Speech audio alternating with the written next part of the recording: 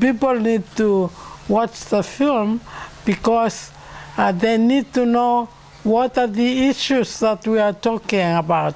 We know we are a nuclear-free state, but that's a big word, but we need to know what it is. Especially the younger generation, they have not been told about this, and they need to watch the film to know what is it.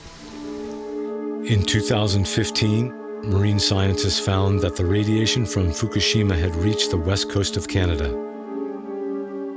Despite the low level found along the coast, the unanswered question remains. In the long run, how much of this low-level radiation could harm marine life and human life? And since Fukushima is still leaking, what about the accumulation of radiation that will increase in the years to come? Scientists and oceanographers found tuna with traces of Fukushima-related contamination across the Pacific on the shores of the United States. Aside from the leakage and dumping into the ocean, since 2011, Fukushima Daiichi has accumulated more than 1 million tons of wastewater, stored in more than 1,000 tanks on the land of the nuclear plant.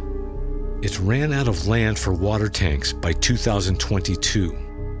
It has been suggested that the government could have solved the problem by allocating more land surrounding the power plant for water tanks, since the surrounding area had been designated as unsuitable for humans. Regardless, the government was reluctant to act.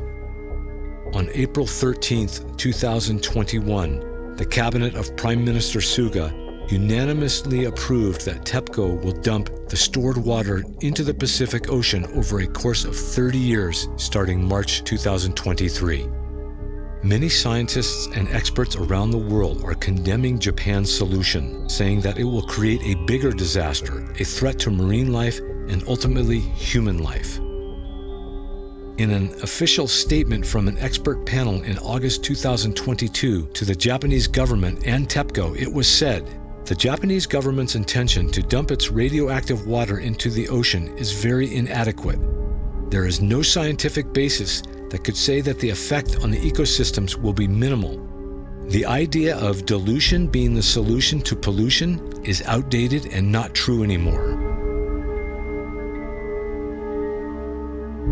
Other nations are also very concerned about Japan's plan.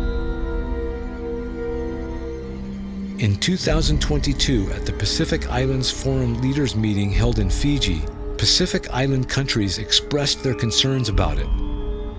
In Vanuatu, for example, an archipelago of 83 islands in the South Pacific, opposition members of parliament made a call for the Vanuatu government to protest against Japan's intention to contaminate the Pacific Ocean, from where their people get much of their sustenance. There is something all Pacific Island countries share, and it is the ocean. When something happens at the other side, we are also affected. So I believe we have the right to say no to the Japan solution. We can't let them jeopardize our sustenance and our livelihood. Our people here are surviving mainly on the land, but also out of the ocean. So for the sake of our people, our country, and the sake of the Pacific Island nations, we ask Japan to reconsider what they are about to do.